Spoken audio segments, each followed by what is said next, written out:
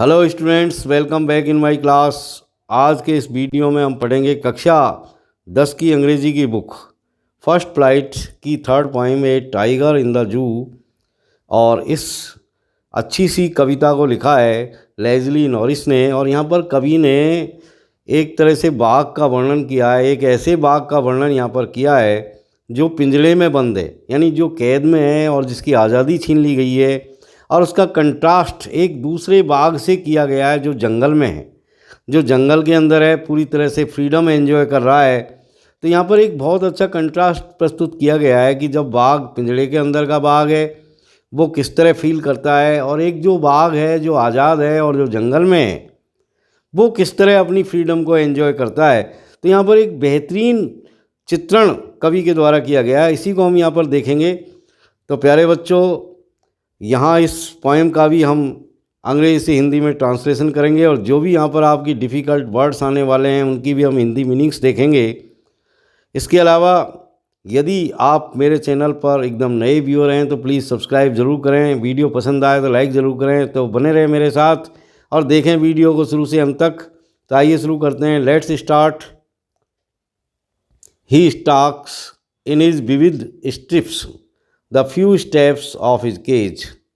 यहाँ पर जो बाघ है, जो टाइगर है, जो पिंजरे के अंदर बंद है, वो अपने पिंजरे के अंदर कुछ स्टेप्स चलता है, कुछ कदम चलता है। अब कदम ज़्यादा भी चल सकता है, लेकिन कम इसलिए चलता है कि पिंजरे का जितना आकार है, जितनी लंबाई है, उतना ही वो चलेगा। तो यहाँ पर कवि ने एक बाघ के बॉडी का भी यहाँ पर वर्णन किया है कि एक बाघ का जो शरीर होता है उस पर विविध स्ट्रिप्स होती है। कहने का मतलब चमकीले या चटकीले रंग की स्ट्रिप्स होती है, धारियाँ होती है, और उस धारियों वाले शरीर के साथ वो पिंजरे के अंदर कुछ कदम चलता है, स्टॉक्स करता है। आगे देखिए, on pads of velvet quiet in his quiet rage. अब जब वो पिंजरे में चल रहा है तो उसके जो पैर हैं, जो उसके पैरों के नीचे बड़ी वेलवेट की तरह, यानी वेलवेट जो होती है, यानी जो रेशम की तरह मुलायम जो है, गद्दीदार उसके पैर हैं। कहने का मतलब उसके पैरों के नीचे पैड्स ऐसे हैं जैसे कि वो वेलवेट के बने हो, रेशम के बने हो, और बड़ी शांति के साथ वो बिना आवाज़ किए अपने पिंजरे में इधर उधर स्टॉक्स करता है, घूमता है, चलता है। इन इज़ क्वाइट रेज, और वो बहुत गुस्से में है। लेकिन यहाँ पर कवि ने ये एक वर्ड इस्तेमाल किया है, क्वाइट रेज, यानी गुस्सा तो है उसको, लेकिन वो बहुत ही शांत गुस्सा है। कहने का मतलब उसकी आज़ादी छीन ली गई है, उसने अपने गुस्से को दबा रखा है। अब देखेंगे हम इसका अगला स्टेंजा।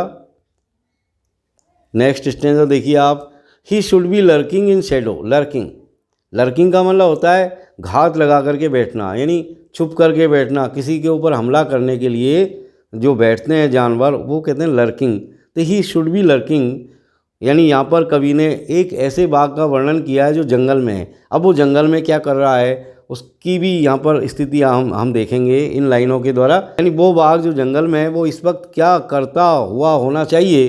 तो कवि यहाँ पर उसको जो प्रेजेंट करता है वो इस तरह करता है कि भाई जंगल का जो बाघ है वो इस समय छुप करके बैठा हुआ होगा, घात लगा करके बैठा होगा किसी अंधेरे स्थान पर, किसी छाया में, किसी शेडो में, स्लाइडिंग थ्रू लॉन्ग ग्रास।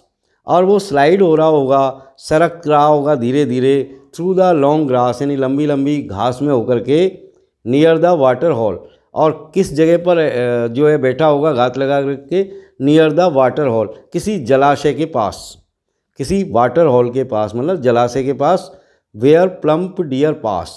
अब वहाँ क्यों बैठा होगा वो इस जगह पर, क्योंकि वाटर पीने के लिए जलाशय में आते हैं प्लम्प डियर, यानी प्लम्प डियर वहाँ होकर के गुजरते हैं, पास होते हैं। प्लम्प का मतलब फ्लैसी, फ्लैसी मतलब जिसमें ज़्यादा मांस हो, यानी मोटा ताज़ा गोल मटोल। कहने का मतलब ऐसे डियर जिनके अंदर बहुत फ्लैसी, बहुत फ्लैश है, कहने का मतलब जो मोटे ताज़े और गोल मटोल है। तो ऐसे डियर वहाँ जो गुजरते हैं उनका शिकार करने के लिए वो घात लगा करके बैठा होगा। आगे और यहाँ पर चित्रण किया गया कवि महोदय के द्वारा जंगल के बाघ का। He should be snarling around houses. अब आगे कवि बता रहा है कि जो शेर है, जो बाघ है जंगल का, वो क्या करता है, वो कवि के अनुसार उसे घरों के आसपास घूमता हुआ होना चाहिए। और एक तरह से स्नार्लिंग करते हुए, कहने का मतलब दहाड़ते हुए, रोरिंग करते हुए, एट द जंगल सेज, जंगल के किनारे, यानी जंगल के किनारे जो गांव होते हैं उन गांवों के घरों के आसपास जो जंगल का बाग है वो निकल करके आता है और वहाँ आकर के दहाड़ता है। Baring his white fangs his claws, और वो अपने क्लाज को यानी अपने पंजों को और अपने वाइट फैंक्स को यानी सफ़ेद रंग के चमकदार दांतों को, नुकीले दांतों को, फैंक्स का मतलब होता है नुकीले दांत। तो कवि के अनुसार ऐसे बाघ को जो जंगल में है उसे वो अपने पंजों को दिखाते हुए, बेरिंग करते हुए, बेरिंग का मतलब होता है दिखाना, तो अपने सफ़ेद दांतों को और अपने क्लाज को यानी अपने पंजों को वो लोगों को दिखा रहा होना चाहिए। टेरराइजिंग द विलेज, और गांव वालों को वो इस तरह डराता है, यानी गांव वालों को क्या करता है, टेरराइज करता है, मतलब डराता है। अब देखेंगे हम इसका next stanza. But he is locked in a concrete cell, his strength behind bars stalking the length of his cage ignoring visitors. एक बार फिर शिफ्ट होता है दृश्य आपका, और कभी आपको फिर दोबारा से उस पिंजरे के अंदर जो बाघ है, जो बंद है, उसके पास लेकर के हमको आता है। अब वो क्या कर रहा है इस समय, वो जो बाघ है जो पिंजरे के अंदर बंद है, तो कभी ये बताना चाह रहा है कि but he is locked in a concrete cell, लेकिन इसको कंक्रीट सेल में बंद कर दिया गया है। कंक्रीट सेल का मतलब सीमेंट की सेल के अंदर, सेल का मतलब होता है बहुत छोटी या बहुत छोटा कमरा या कोठरी जिसको आप कहते हैं, तो एक छोटी सीमेंट की कोठरी में उसको बंद कर दिया गया है। हिज स्ट्रेंथ बिहाइंड बार्स, और उसकी जो स्ट्रेंथ है, जो ताकत है, उसको बार्स के पीछे डाल दिया गया है, यानी लोहे की मजबूत छड़ों के पीछे उसको डाल दिया गया है। कहने का मतलब उसकी ताकत को कैद कर लिया गया है। Stalking the length of his cage ignoring visitors, अब चूंकि वो भी आज़ाद होना चाहता है, लेकिन अब वो आज़ाद नहीं है, लेकिन फिर भी वो चहलकदमी करता है, स्टॉकिंग करता है, और पूरी लंबाई में, जितना लंबा वो पिंजरा है उस पूरी लंबाई को वो नापता है, और आसपास जितने भी विजिटर्स वहाँ पर आते हैं, देखने वाले जो आते हैं दर्शक, उन सबको इग्नोर करता हुआ, उन सबकी उपेक्षा करता रहता है, उनकी तरफ वो बिल्कुल भी ध्यान नहीं देता, यानी वो बिल्कुल भी पे अटेंशन नहीं करता विजिटर्स की तरफ। ही हियर्स, आगे फिर कभी यहाँ पर हमको लेकर के आता है पिंजरे के बाग के पास।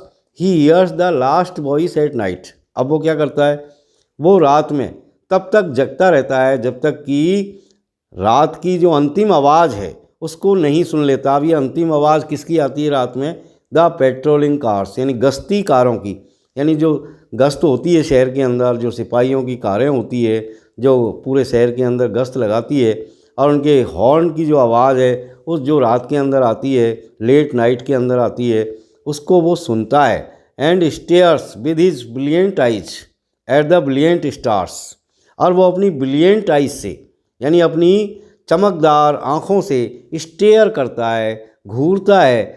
किसको घूरता है, एट द ब्रिलियंट स्टार्स, आसमान में चमकते हुए जो तारे हैं उनको यहाँ पर जो है वो घूरता रहता है।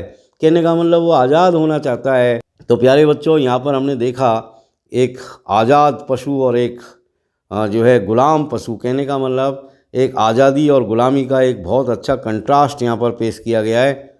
तो प्यारे बच्चों, इस कविता में हमने देखा कि एक आज़ाद और एक गुलाम जीवन में बहुत अंतर है। यानी एक आज़ाद जो शेर है जो जंगल में है वो अपनी आज़ादी को किस तरह एंजॉय करता है, और वही शेर या वही बाघ यदि पिंजरे के अंदर डाल दिया जाए, उसे गुलाम बना लिया जाए, उसे कैद कर लिया जाए, उसकी आज़ादी छीन ली जाए, तो वो किस तरह महसूस करता है। इसको बेहद जो है शानदार तरीके से यहाँ पर लेज़ली नॉरिस साहब ने प्रस्तुत किया है इन कविता के माध्यम से। तो प्यारे बच्चों, that's all for today. See you again in next video. Till then keep watching my videos. Have a nice time. Thank you very much for watching.